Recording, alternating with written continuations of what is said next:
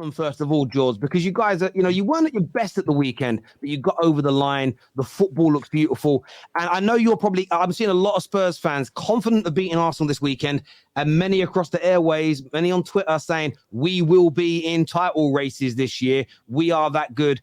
Are you sharing that confidence about what Big Ange is doing at your club, bro? No, man. I learned from the past. I ain't silly. I don't make the same mistake twice. I know last season I come out guns blazing, Conte this, Conte that. And this isn't even me just trying to hold off because I'm online or anything. I just generally don't believe we'll be title challengers because City are just that good.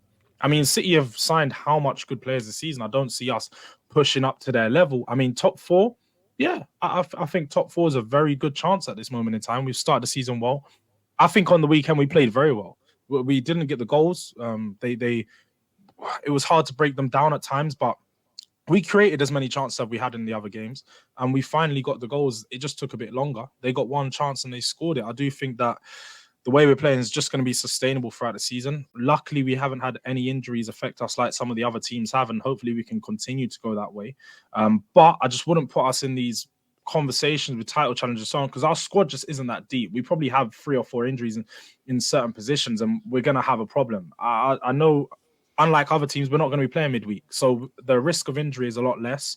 But talking about Arsenal, it's Emirates, man. I'd be stupid and I'd be silly to come and sit and say, yeah, we're going to go and smash Arsenal at the Emirates. We haven't done that in about 10 years. We generally just haven't. We haven't gone there and got a win.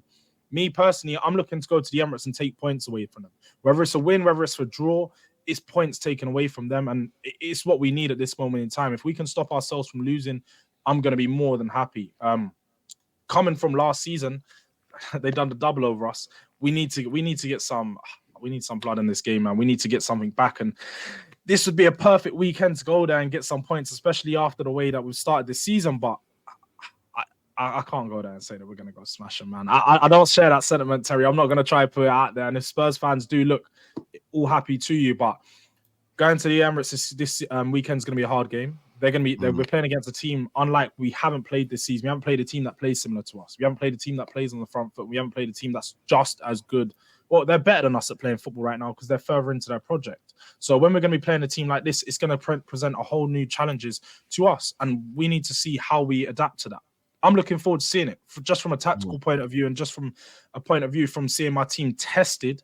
I'm looking forward to it. I want to see this Tottenham team tested. I want to see us how we can perform against the biggest teams and best teams in the league. And this is a game which is going to be where we show that. And it's a really important game because after that, we go into the game against Tom's side. We got a home game against Liverpool. So these next 2 games, we need to pick up points from them. Obviously, we've done well to pick up points at the start of the season, which is going to help us if we do drop points later on. But these 2 games back to back, we need to show that we can do something. We can take some points off the big teams. We've done it against United, but United haven't looked good this season, so it's nothing to celebrate. But if we can go to Arsenal, we can go to Liverpool, and we get points, then I'm going to be happy. And I think that it's going to be a good start to the season.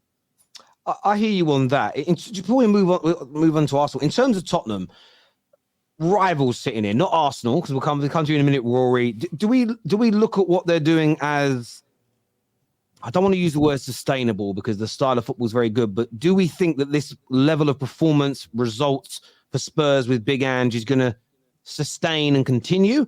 Or is this maybe just a kind of almost like a new manager bounce that I'm seeing some people suggest? What are we saying as a panel? It's not a new manager bounce. They're playing good football. That everyone's on board. Maybe there's a bit of new managers come in, but it's not like they're going to fall off a cliff. They might drop some points. But they are a good side, and I was wrong about Ange. I thought Ange was going to be another one of them ones who comes in from the Scottish League, struggles at a top 6 club. But he's definitely better than Steven Gerrard, isn't he? Well, Geordie's out on that. Steven Gerrard got Aston Villa Europe, I'll have you know. But no, look, he's come in, he's embraced it. He's embraced it, and that's the biggest thing. He's got Tottenham playing a nice style of football, and I think that's the most important thing for that club at the minute. Trophies are something that will happen later down the line.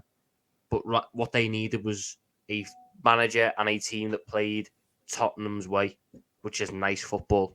And that's got everyone back on board. There's a positive vibe around Tottenham now. And they've got 2 tough games coming up. The Emirates and, they've got us at home. I think we remain the only team to be unbeaten at the Tottenham Hotspur Stadium in the Premier League. It's like since its creation or whatever. So it's 2 tough games. If Ange can leave with 4 points out of 6, then Tottenham are on for a really good thing, and maybe you can finally start dreaming off that FA Cup you thought was coming last year until Sheffield United got in the way.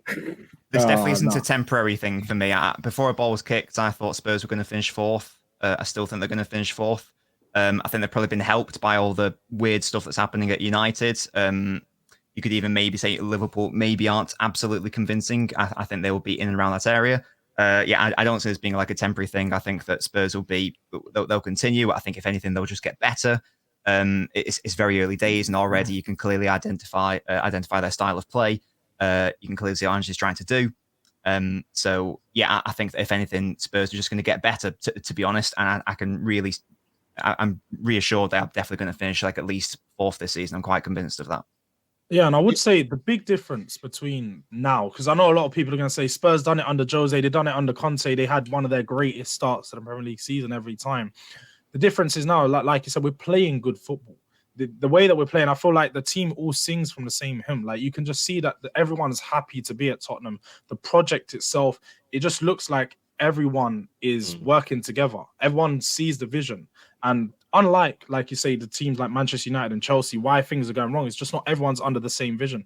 I feel like at the club and the way that Ange has come in, even the way he carries himself, he takes responsibility. If something goes wrong, even the Fulham game, he takes responsibility. He will say it and he's going to learn. He's going to go forward and he's going to say, look, this ain't the players, this is me. And that's what you need in a manager. You need a manager that's going to take responsibility, going to make the changes, and he's going to be the man to push this club forward. And he even said, if a signing goes wrong, all the signings he made this summer were under him. He made these signings. So when something does go wrong, if it does go wrong, any of the players, he'll take responsibility for it. But we're only going to keep going forward. I said that Spurs might accidentally hide the right manager, and I said that before, to be honest. Like watching this guy work. Accidentally. He was not their first or second or third or fifth or sixth or seventh choice. He was. No, don't do that, Mo. He was the second option. Went from Arne Slot to Ange Postecoglou. That was it. Did you try with Luis Enrique? Did you talk with? You obviously you have talks with all these managers. Yeah, exactly. So you spoke with them first. See that? What? Don't do that, George. You spoke with them, you asked them, they said no, so you didn't offer them an official contract. But they said no. That's not a slander. What do you mean? I am giving you the props here. You just don't want to listen. You accidentally hired the right manager that suits your club.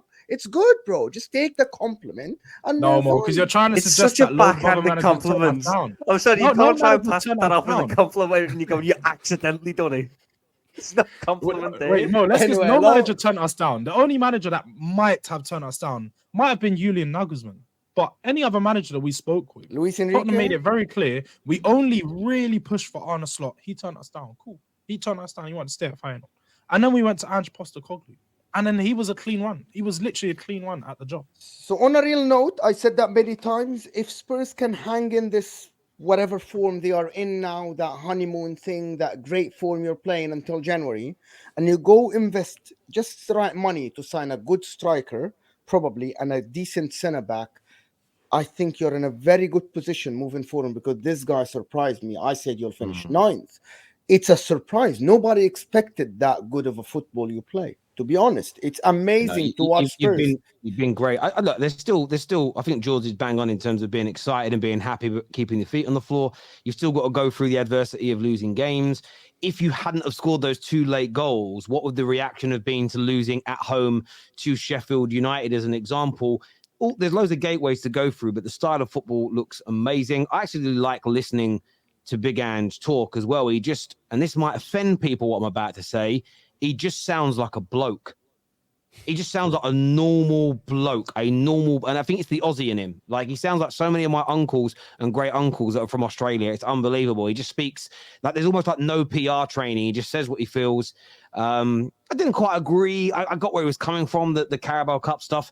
However, that's irrelevant for me. He's building something really nice at Tottenham, but I think what will help him is Spurs fans keeping their feet on the ground. I think, because the one thing I'd say about Tottenham, this is historic. Same way as I say with my club, how we've become in the last 10 years. When the pressure really starts to mount, we fade away because of the way the club's built. The more pressure you guys start building, we're going to smash Arsenal at the Emirates. We could be in the title race. That pressure in the past has made Tottenham collapse. So right now, if I'm a Spurs fan, why create any pressure that the media and rivals are not creating for you? Like, keep like loose lips sink ships. Just keep quiet. Keep the pressure off you. Be those kind of dark horses that might slip in the slipstream from, but well, you're already up in the top 4. But if you get my point, don't bring any unnecessary attention. So, you know, it's like being a struggling striker and then you dye your hair blonde and buy a pair of like a luminous yellow boots. Don't put more attention on yourself. Keep a low profile. Do you look at Richarlison, gets a sports psychologist and has a normal haircut and he scores? Like, no, I'm joking. Haircuts don't make players better. But you get my point. Like, don't bring any attention to yourself. Don't do a Deji. Sorry? The other day, don't do a Deji. The other day he said, if we be Arsenal, they have to put us in the title race conversation like Arsenal and Liverpool. And we're like, are you serious? He's like, yes, don't do that. Don't. I do think that the point that some Tottenham fans do wrong is like you just said, they seek the validation. They want to be in the title challenge just to say we're in the title challenge. I'm like, it's no point. You can look at Arsenal last season. They said they was in a title challenge for about 40 games. And there's not 40 games in the season. They were in it till the end, apparently, though. So we're not going to hear all this title challenge. I love Deji, though. I love it. Amazing. Fantastic content.